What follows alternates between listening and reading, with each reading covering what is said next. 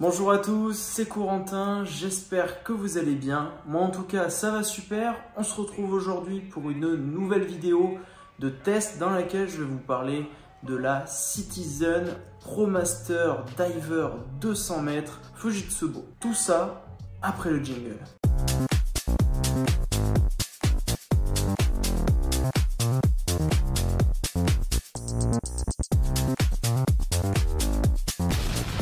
Avant tout, si cette vidéo vous plaît, n'oubliez pas de la liker et de vous abonner pour ne pas manquer les prochaines vidéos.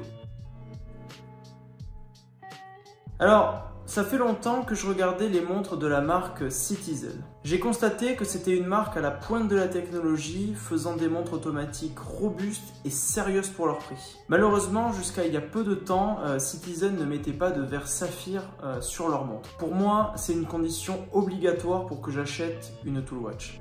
Il y a quelques mois, quand j'ai vu que cette montre avait été annoncée, j'ai été séduit par l'histoire, le design, mais également toutes les caractéristiques qu'elle propose pour son prix. J'ai donc craqué en octobre pour cette montre en version bleue sur le bracelet métal, après avoir beaucoup hésité. Si j'ai fini par prendre la bleue, c'est pour trois raisons. La première raison, c'est que je préfère généralement les montres bleues. La deuxième raison, c'est que l'histoire de cette montre est liée à un modèle historique de la marque qui était bleu, comme je vais vous le raconter. Et la troisième raison, c'est que je n'aime pas spécialement les bracelets en caoutchouc, et la seule version ayant un métal est la version bleue. Donc voilà pour les trois raisons.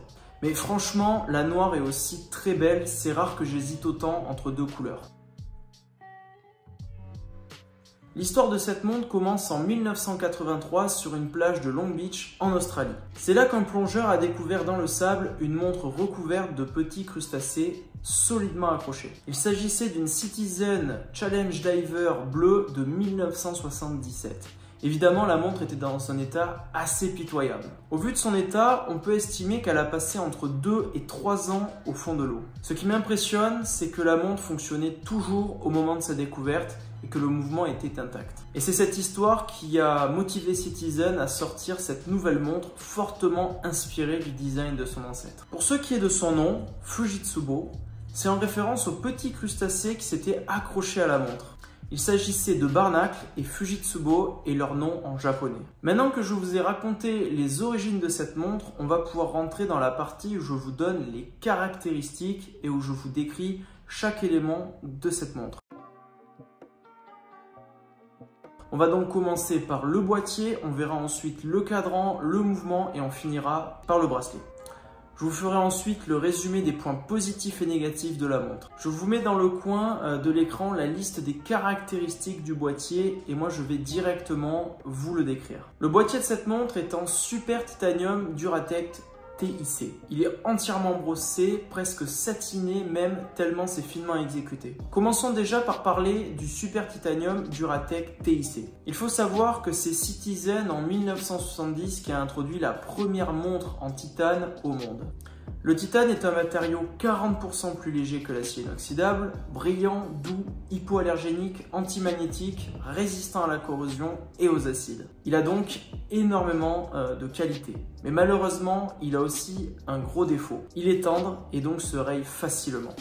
C'est pour cette raison que Citizen a développé une technologie exclusive pour durcir la surface du titane, le traitement Duratec. Je ne vais pas rentrer dans les détails techniques de ce procédé, mais je vais vous dire quel est le résultat obtenu concrètement. Pour mesurer la dureté des matériaux, il existe l'échelle Vickers. Je vous mets un tableau à l'écran pour que vous puissiez vous rendre compte à quel point la technologie de Citizen du durcissement du titane est impressionnante. Dans ce tableau, il y a la liste des matériaux à gauche et la dureté exprimée en Vickers à droite. L'acier inoxydable que l'on retrouve sur les montres a une dureté de environ 150 Vickers. Le titane de base a une dureté de seulement 60 Vickers. Il se raye donc très facilement. Heureusement, il existe des grades de titane qui, entre autres, augmentent sa dureté. Ainsi, le titane grade 2 que l'on retrouve par exemple sur la Tudor Pelagos a une dureté d'environ 160 Vickers. Elle ne se rayera donc pas plus facilement qu'une montre en acier inoxydable. Il existe aussi des montres en titane grade 5. Dans ce cas, la dureté est plus de 2 fois supérieure à celle de l'acier inoxydable. Ce sera donc beaucoup moins facile de rayer une montre qui est en titane grade 5. Maintenant, si on prend le Super Titanium de chez Citizen, sa dureté est d'environ 1200 Vickers. Pour comparaison, le verre minéral a une dureté jusqu'à 800 Vickers. C'est donc plus dur que du verre minéral et environ 2 fois moins dur que du verre saphir. Donc vous l'avez compris, le titane de chez Citizen, c'est du costaud. Alors, ne me faites pas dire ce que je n'ai pas dit. On est loin du matériau irrayable, mais il résistera nettement mieux qu'une montre en acier inoxydable 316L ou qu'une autre montre en titane aux rayures. Maintenant que l'on a parlé du matériau utilisé pour le boîtier, on va parler de ses dimensions. Je vous affiche également celle de la Citizen Challenge Diver de 1977 dans un coin de l'écran pour que vous puissiez comparer. Cette nouvelle montre est légèrement plus grande que son inspiration avec ses 41 mm de diamètre pour 48,7 mm de corne à corne, mais ses dimensions restent raisonnables. Malgré tout, ce n'est pas une petite montre, donc je vous conseille d'avoir un poignet de plus de 17 cm de circonférence si vous souhaitez acheter cette montre. Le bon point par rapport à son ancêtre, c'est sa finesse. L'épaisseur est annoncée à 12,3 mm. Je l'ai mesuré à 12,4 mm, donc c'est très bien pour une plongeuse. L'entrecorne est de 20 mm, donc vous trouverez facilement des bracelets si vous souhaitez changer celui d'origine. Pour ce qui est du poids, elle est annoncée pour 108 grammes. Et dans les faits, adaptée pour mon poignet de 18,5 cm, elle fait 103 grammes. Grâce au titane, elle est effectivement très légère. Pour vous donner une comparaison, si elle avait été en acier inoxydable, son poids aurait certainement été de 150 à 160 grammes. Malgré que la montre soit fine et légère, elle est certifiée Diver 200. En effet, elle respecte la norme ISO 6425 qui est relative aux montres de plongée. Il s'agit donc d'une vraie montre de plongée et vous pourrez sans crainte aller à l'océan avec et même faire de la plongée. Le verre est en saphir, plat sur le dessus, bombé à l'intérieur et biseauté sur le bord. Le biseau est, comme je m'y attendais, un nid à poussière. Donc, si vous voulez la nettoyer, prenez le coin d'un mouchoir ou alors un coton-tige. En tout cas, il était temps que Citizen propose du verre saphir sur ses montres. Pour le fond de boîte, je ne vais pas m'éterniser, il est assez simple, vissé et plein. Il y a quelques inscriptions dessus qui rappellent quelques-unes des caractéristiques de la montre. La couronne, elle est vissée et sans épaulement comme son ancêtre, ça participe à lui donner un look vintage. Le logo de la gamme Pro Master de chez Citizen est en relief sur la couronne. D'ailleurs, elle est relativement petite avec seulement 5,4 mm de diamètre. Mais comme il n'y a pas d'épaulement, elle est facile à manipuler. D'ailleurs, le feeling quand on la manipule est vraiment très agréable. C'est vraiment net et précis, quelles que soient les opérations que vous faites avec, remontage, réglage de la date ou réglage de l'heure. Pour ce qui est de la lunette, l'insert est en aluminium, avec un aspect bleu poli. Elle est graduée toutes les minutes avec des points jusqu'à 15. Ensuite, il y a soit un trait, soit un nombre toutes les 5 minutes. Il y a également une bille de luminescence dans un triangle à 12 heures. Tous les marqueurs et écritures de la lunette sont argentés. Et en fait, cette lunette, elle est très lisible car l'insert est bien là. De côté, l'aspect brillant et poli du titane dénote du reste du boîtier. Concernant sa manipulation, elle est assez glissante et le son qu'elle produit est assez différent d'une lunette en acier classique.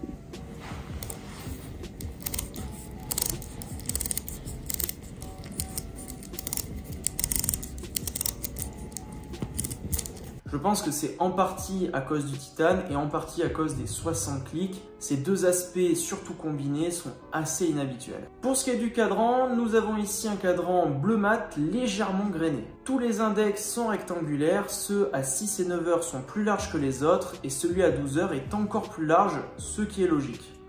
Ils sont appliqués, luminescents et cerclés de métal poli. Un guichet de date est présent à 3 heures. Il est entouré d'un rectangle peint en blanc qui rappelle le cerclage en métal des autres index. La taille du guichet est similaire à la taille des index à 6 et 9 heures, donc la date est, je trouve, bien intégrée. Il y a quand même un petit index rectangulaire luminescent à côté de la date. C'est bien car dans l'obscurité, il n'y a donc pas de trou de luminescence à 3 heures comme sur certaines montres. Pour ce qui est des aiguilles, elles sont de type Mercedes comme son ancêtre, ce qui finalement, à part chez Rolex, est assez rare. Ça fait vraiment partie des aiguilles que je préfère. Pour l'aiguille des secondes, elle est de type Lollipop. Le réau de cette montre est droit et assez discret. Dans l'obscurité, la luminescence de cette montre est vraiment très bonne. Le biseau sur les bords du verre reflète la luminescence des index. Passons maintenant au mouvement. Je vous affiche ses caractéristiques à l'écran. Pour commencer, il est bon de rappeler que Miyota appartient à Citizen. Cette montre est équipée du Miyota 9051. C'est un mouvement maison qui n'est pas commercialisé aux autres marques. Il s'agit d'un mouvement haut de gamme pour la marque Citizen. Ses caractéristiques par rapport au prix de la montre sont vraiment très bonnes. Ce mouvement possède 24 rubis. Il bat à 28 800 alternances par heure et dispose d'une réserve de marche de 42 heures. Ses tolérances de précision sont comprises entre -10 et +20 secondes par jour. Dans les faits, d'usine, les Miyota série 9000 sont souvent réglés dans les critères du COSC. C'est encore plus vrai pour ce Miyota 9051 qui est une des versions les plus haut de gamme. Il est également résistant au champ magnétique à hauteur de 200 Gauss.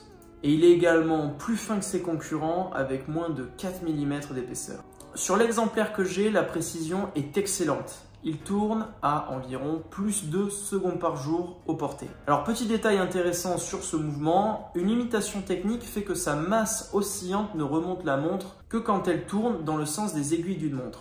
Dans les faits, par rapport à ses concurrents, j'ai noté 2 conséquences liées à cette différence technique. La première, c'est que les Miyota sont plus vivants au poignet. On sent et on entend plus la masse oscillante tourner.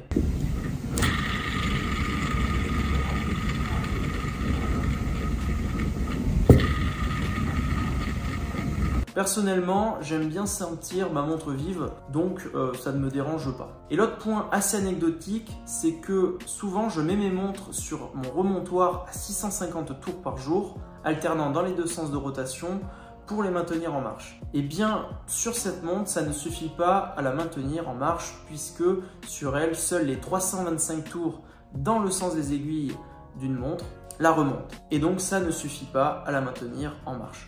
Du coup, il suffit que je passe mon remontoir à 1500 tours par jour pour que cela fonctionne. Bref, à moins de 1000 €, c'est un super mouvement, largement au niveau et même supérieur à ses concurrents sur certains points. Le bracelet en titane est de bonne qualité. Il a reçu le même traitement de dureté que le reste du boîtier. Par rapport à un bracelet en acier inoxydable, il offre des sensations très différentes et inhabituelles. Déjà, il est doux au toucher et ne donne pas la sensation d'être froid comme sur de l'acier inoxydable classique. Par contre, sa légèreté nous donne l'impression qu'il est fragile, mais ce n'est qu'un ressenti et pas la réalité. C'est juste que pour le cerveau, c'est perturbant et pas naturel. Mais il faut se rappeler que le titane a des propriétés différentes que je vous ai déjà expliquées et qui expliquent donc ces sensations. Pour ce qui est des finitions de ce bracelet, comme pour le boîtier, il est brossé, voire même satiné, sauf que l'angle inférieur du maillon central, il est poli. Cette partie polie est très discrète et qu'elle soit polie ou satinée, ça ne changerait pas grand chose. La largeur du bracelet à l'entrecorne est de 20 mm et diminue progressivement jusqu'au 18 mm au fermoir. C'est un bracelet qui ne fait pas massif et tant mieux, c'est plus élégant. Pour ce qui est du fermoir, il y a plusieurs choses à dire. Là, ce n'est pas juste une sensation, je ne le trouve pas d'une grande qualité. Ça me fait penser à ceux de chez Seiko car il leur ressemble beaucoup. En fait, il est assez grossier et trop massif comparé au reste du bracelet. Cependant, il a un gros point fort, c'est son extension que l'on peut utiliser en appuyant sur les 2 boutons poussoirs de chaque côté du fermoir. Ils sont très différents de ceux utilisés pour ouvrir le fermoir. Donc on ne les confond plus assez rapidement. C'est notamment très pratique l'été quand votre poignet gonfle avec la chaleur. Vous pouvez rapidement agrandir le bracelet avec ce système sans outil. Et pour ceux qui font de la plongée, c'est également très pratique. Bref, pour moi ce bracelet est clairement important dans la décision d'achat de la version de cette montre, car sur la version noire, vous avez un rubber assez banal finalement. Le prix de cette montre est de 749 € pour la version bleue équipée du bracelet en titane. Et il est de 649 € pour la version noire sur rubber. Les 100 € de différence me paraissent assez justifiés. Par contre, c'est dommage qu'ils ne proposent pas sur la noire 2 bracelets en métal. Maintenant, je vais vous donner les points positifs et négatifs en commençant par les points positifs et par le boîtier. Le Super Titanium, pour moi, ça a énormément d'avantages. Premièrement, sa légèreté, c'est une montre qui est ultra agréable à porter et qu'on ne sent plus au poignet. Ensuite, sa résistance aux rayures grâce au traitement de chez Citizen. Troisièmement, son design vintage, la couronne sans épaulement et ses dimensions qui restent raisonnables. Quatrièmement, c'est une montre qui est certifiée Diver 200 mètres, donc c'est une vraie plongeuse. Et dernièrement, sa finesse, je trouve que c'est également un gros point positif pour une plongeuse. J'aurais pu dire aussi le verre saphir, mais en réalité à 750 €, ça me paraît normal qu'elle en ait un. Passons au cadran. Donc le premier point positif, c'est qu'il est très lisible de jour comme de nuit grâce à sa luminescence. Deuxièmement, les aiguilles Mercedes sont très jolies et pas si communes que ça, hormis chez Rolex. Et troisièmement, la date est bien intégrée. Pour le mouvement, j'apprécie qu'ils aient mis un mouvement maison haut de gamme de chez Citizen. Deuxièmement, la précision est excellente. Troisièmement, ce que j'aime bien, c'est que la montre est vivante au poignet. Et le quatrième point, c'est qu'elle résiste bien au champ magnétique. Pour ce qui est du bracelet, je trouve que la largeur au niveau de l'entrecorne et même au niveau du fermoir est bien choisie et pas trop massif. Deuxièmement, donc on peut l'agrandir de 2 cm sans outil. Également, on a le même traitement de dureté que sur le boîtier. Au niveau des bonus, je trouve que l'histoire autour de la Challenge Diver qui est à l'origine de cette montre est très intéressante et très bien. Deuxièmement, l'histoire de Citizen avec le titane est assez passionnante car ils sont quand même précurseurs. Et troisièmement, je trouve que le prix est très mesuré pour ce qu'elle propose. La Seiko équivalente est environ 2 fois plus chère. C'est la Shotgun. C'est parti maintenant avec les points négatifs en commençant par le boîtier. Globalement, les points négatifs tournent autour de la lunette. Je trouve qu'elle dénote du reste du boîtier avec son aspect brillant quand on la regarde de côté. Deuxièmement, elle est difficilement manipulable par manque de grip. Troisième point négatif, l'insert en aluminium. J'ai peur qu'il s'abîme beaucoup plus vite que le reste du boîtier car j'ai déjà quelques micro-rayures dessus. Et toujours sur l'insert, sur ma version, il n'est pas parfaitement aligné à 1/10 de millimètre près. Oui, je sais, je suis assez chiant avec ça, mais je voulais quand même vous le dire. Mais bon, c'est pas un gros défaut quand même, hein. C'est juste que je le vois, mais c'est vraiment très très léger. C'est plus précis qu'à l'époque sur ma Tudor Black Bay, c'est pour dire. Pour ce qui est du cadran, je n'arrive pas à voir de défaut. Donc on passe tout de suite au mouvement. Et le mouvement, donc, je dirais que 42 heures de réserve de marche, plus ça serait quand même un petit peu mieux. Après, je sais bien qu'en gardant 28 800 alternances, ce qui est bien, c'est quand même pas facile de passer à 70 heures. Et pour ce qui est du bracelet, pour moi, le point négatif, c'est le fermoir, qui est, je trouve, pas des plus jolis et pas des plus travaillés. Donc un plus joli fermoir, ça serait mieux. En malus, alors ça ne concerne pas directement cette montre, mais c'est le site internet de la marque qui est, je trouve, assez archaïque et où il n'y a pas assez d'informations faisant rêver sur notamment cette montre. Donc voilà, c'est toujours ailleurs qu'il faut chercher les informations finalement chez Citizen ou alors demander à leur chargé de communication qui est très joignable sur Instagram de nous apporter plus d'informations sur la montre et je l'en remercie.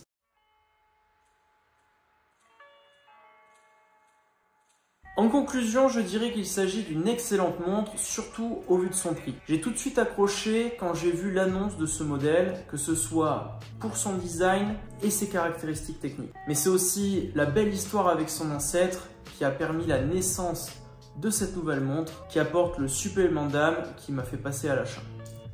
Et je ne regrette absolument pas. Ce n'est certainement pas une montre qui verra sa cote s'envoler dans le futur, mais dans ma collection, elle va remplacer avantageusement plusieurs de mes plongeuses comme Daily Watch. Au quotidien, j'ai besoin d'une montre robuste, précise et agréable à porter et qui visuellement me plaît quand je la regarde. Et elle fait tout ça à merveille. Quand je vois ce que Citizen est capable de faire, je pense qu'ils sont clairement sous-cotés par rapport à l'autre géant japonais qui pour moi à moins de 1000 € font preuve de nettement moins de sérieux. Bref, pour 750 €, il vous sera difficile de trouver une meilleure montre de plongée. Donc je vous la conseille vraiment.